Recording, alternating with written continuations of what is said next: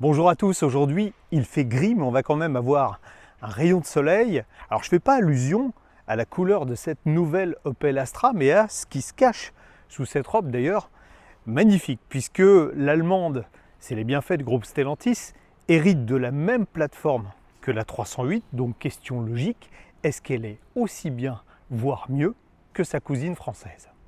On ne voit pratiquement plus le Blitz, l'éclair, le logo d'Opel à l'avant, mais on peut quand même dire que le style de cette Astra, et ça fera l'unanimité, est une réussite en particulier avec justement ce masque avant qu'Opel appelle le visor, voilà, et qui inclut la nouvelle signature lumineuse de la marque.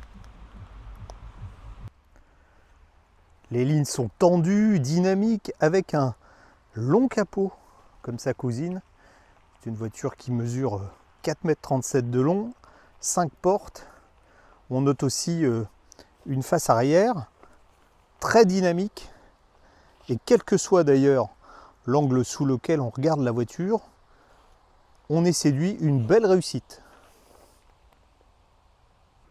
En habitabilité aux places arrière, l'Astra ne fait malheureusement pas de miracle, hein. C'est la plateforme qu'elle partage avec la 308, donc assez peu d'espace aux jambes. On n'est pas à bord d'une des voitures les plus habitables du segment.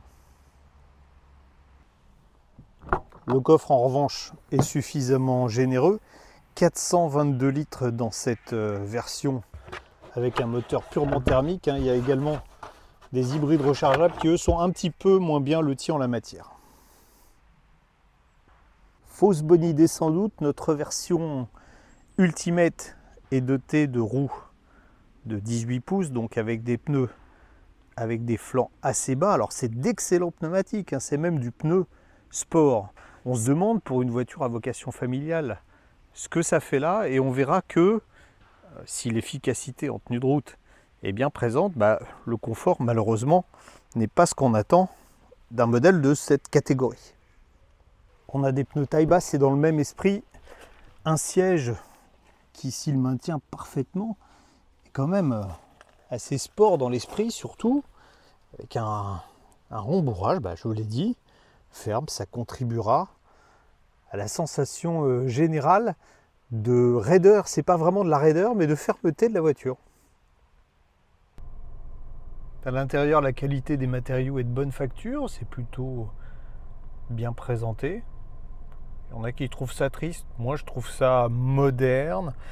C'est moins high-tech qu'à bord de la 308, mais ceux qui détestent le tout petit volant et puis le high cockpit, parfois on n'arrive pas d'ailleurs à voir les compteurs, hein, ça dépend de la morphologie de chacun, eh bien pourront trouver leur bonheur dans cette Astra avec, vous voyez, deux grands écrans qui sont sur un panneau face au conducteur. Surtout, alors ce que j'aime bien moi, c'est que, voilà, j'allais dire Peugeot, Opel est revenu, enfin Stellantis est revenu en arrière. On peut commander, vous voyez par exemple ici, on peut commander le chauffage sans passer par l'écran central. C'est quand même beaucoup plus pratique. On a des touches d'accès direct. Voilà, l'équipement sur cette version est archi complet. On a un volant chauffant, siège chauffant, siège conducteur, passager chauffant. C'est vraiment très bien équipé. On peut avoir après des doutes sur la longévité de cette laque piano qui habille par exemple la console centrale. Et puis il y a ce fameux bouton là. Alors je sais toujours pas si c'est du plastique ou de l'aluminium. Je suis pas un grand fan. On trouve ça sur toutes les versions à boîte automatique de, j'allais dire encore une fois PSA, on va dire Stellantis. Volant multifonction avec les aides à la conduite qu'on contrôle d'ici. L'infodivertissement à droite. Notre modèle est équipé d'un affichage tête haute dans le pare-brise qui malheureusement ne fonctionne pas avec des lunettes de soleil polarisées. On n'est pas embêté aujourd'hui, c'est l'avantage. Détail que j'aime bien, regardez l'aérateur qui, une fois fermé, est lisse sur la planche de bord. On peut régler aussi la hauteur ici. Ce qui est bien, c'est qu'on a beaucoup de rangements. On a ici un coffre assez profond.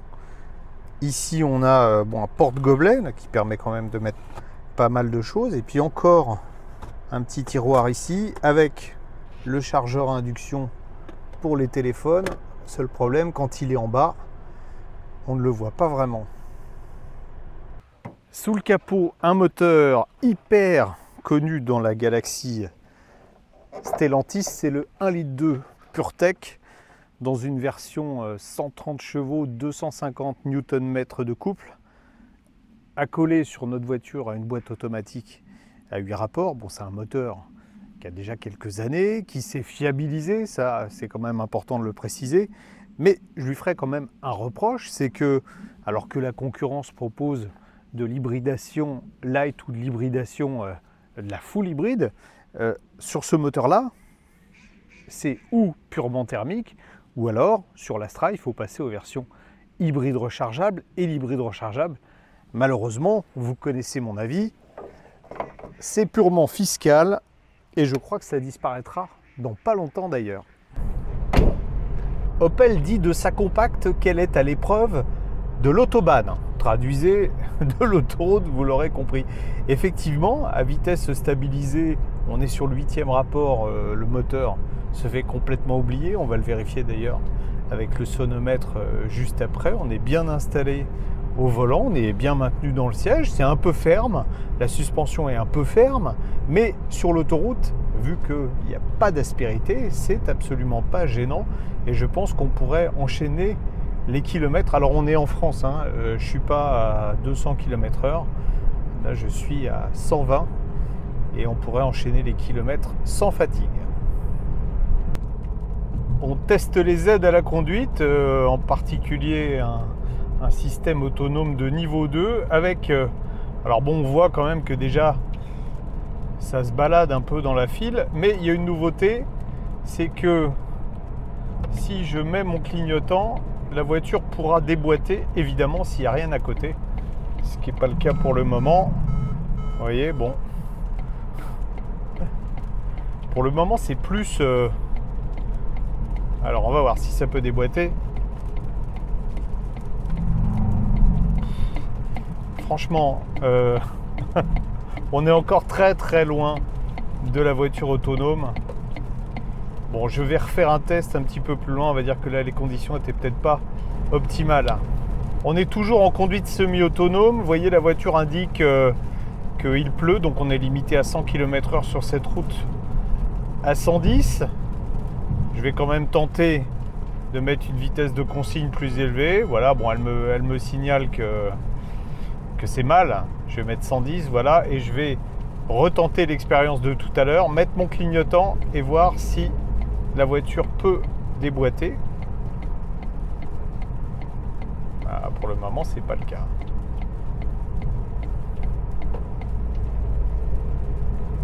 Voilà, je vais lâcher. Hein. Normalement, j'ai pas le droit pour vous montrer les corrections qui sont quand même assez violentes sur le volant. C'est plus anxiogène que réellement sécuritaire, hein, je vous l'avoue. Bon, je vais être franc, on va pas se mentir. Si le tableau de bord est dans l'ensemble clair, il faut avouer que le contour qui est situé sur la gauche là est absolument illisible. Vous voyez, regardez, je vais accélérer. En fait, quand on est au volant, on ne se rend pas du tout compte du régime auquel on est. On s'est affiché en toutes lettres, hein, 2500 tours, mais il faut monopoliser son attention quelques instants, alors que une aiguille ou un compteur, hop, qui, voilà, je vous le fais comme ça, vous avez compris, et dans le bon sens, hein, parce que chez Peugeot c'est comme ça, mais un truc dans le bon sens, on comprend tout de suite sans forcément regarder, on sait où on est de la zone rouge. Ce qui est plutôt pratique, c'est qu'on accède directement au paramétrage du véhicule, en particulier pour couper l'aide au maintien dans la voie, là, vous voyez, qui est franchement très intrusif en conduite, on va dire, traditionnelle, habituelle. 110 km/h micro d'ambiance de la caméra, on est un peu pénalisé par la pluie, mais cela dit, elle est extrêmement silencieuse, cette Astra. On a une moyenne de 65,6 décibels. On est pratiquement au niveau d'un véhicule électrique. On n'entend pas le moteur à une allure stabilisée comme celle-là. Quand on décide d'accélérer le rythme, alors on peut passer d'abord sur le mode sport. Voilà, c'est fait. Et puis là, on se rend compte tout de suite que le moteur qui était très discret l'est un peu moins. Ouais, c'est pas très gênant. Surtout la voiture est infiniment plus agréable que l'ancienne Astra avec cette plateforme PSA, une plateforme qui est plus légère. Donc vous voyez, l'auto ne prend pas de roulis, elle vire bien à plat, mais elle reste quand même un peu moins efficace que la 308. Elle est moins précise tout en étant quand même un peu plus ferme. Donc même si les ingénieurs allemands ont bien travaillé, c'est pas encore tout à fait au niveau du modèle français.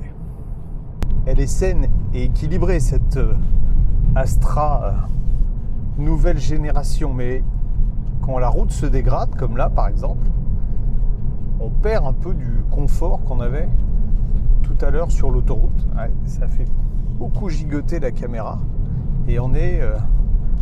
alors c'est pas inconfortable complètement, c'est ferme. On est un peu plus secoué dans la voiture. Consommation 136 km, un peu de ville, un peu de voie rapide, des routes de campagne. Vous voyez la moyenne 45 km/h. On est à 6,4 litres. C'est raisonnable, mais avec une micro-hybridation, on aurait sans doute gagné un demi-litre, voire un peu plus.